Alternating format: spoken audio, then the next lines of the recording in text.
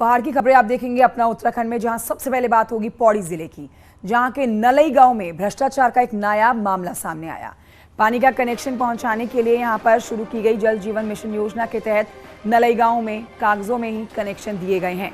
ग्राम प्रधान कोमल ने आरटीआई में जानकारी मांगी तो पता चला कि गांव में 140 कनेक्शन दिए गए, लेकिन सिर्फ कागजों में। उनमें से कई कनेक्शन ऐसे लोगों के नाम पर दिखाए गए हैं जिनके पास पहले से ही कनेक्शन है।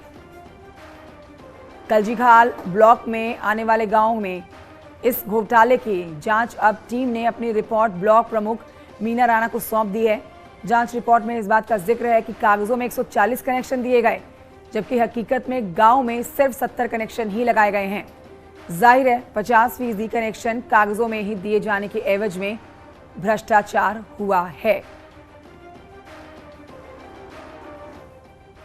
शिकायत आई थी कि उनके गांव में विभाग द्वारा पाइपलाइनों में भ्रष्टाचार किया गया है, तो मेरे द्वारा ब्लॉक से जांच कराई गई, जिसमें अनियमितताएं पाई गई हैं, जिसमें 140 कनेक्शन कागजों में दिखाए गए, मगर गांव में खाली 70 पाए गए हैं। तो मेरे द्वारा माननीय मुख्यमंत्री जी और जिलाधिकारी जी को जांच के लिए पत्र भेज दिया गया है।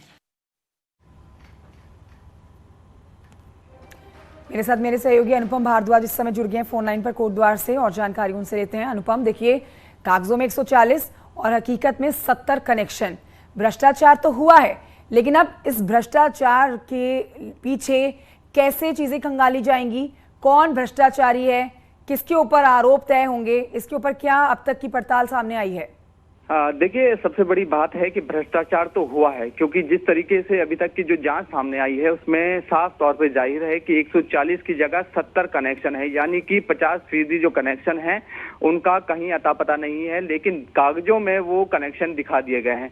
तो कहीं ना कहीं जो 70 कनेक्शन है उनके ऊपर जो भ्रष्टाचार है, जो उनके पैसा, जो लागत उन पे लगी है, वो कहीं ना कहीं अधिकारियों और जो ठेकेदार, जिस ठेकेदार ने ये पूरा काम किया है और जो अधिकारी इस पूरी योजना में शामिल था, उनकी पूरी मिलीभगत रही है इस पूरे मामले में। और अब जो जांच सामने आई है उसमें क्लियर हो चुका है, क्योंकि 4 सदस्यीय जो टीम थी उन्होंने अपनी रिपोर्ट ब्लॉक प्रमुख कलजीखाल मीना राणा को सौंप दी है। और अब मांग हो रही है कि इस तरीके से कई सारे ऐसे फर्जीवाड़े उत्तराखंड में चल रहे होंगे, ऐसी योजनाएं हर जगह चल रही है, और ये सिर्फ एक नलई गांव का मामला है। इस तरीके से पौड़ी के अंदर और उत्तराखंड के अंदर कितने सैकड़ों गांव ऐसे हो सकते हैं जहाँ पे इसी तरीके से भ्रष्टाचार किया जा रहा है, जहाँ पे घपले चल रहे हैं, घोटाले चल रहे हैं। तो उन सभी की जांच होनी चाहिए, ये मांग कलजीखाल ब्लॉक प्रमुख कर रही हैं। और फिलहाल अभी फोकस है कि नलई गांव का जो ये मामला है किस तरीके से इसमें जांच की जाए, और जो भ्रष्टाचारी हैं, अधिकारी हो या ठेकेदार हो, उन पर किस तरीके से कार्रवाई की जाएगी, ये एक देखने वाला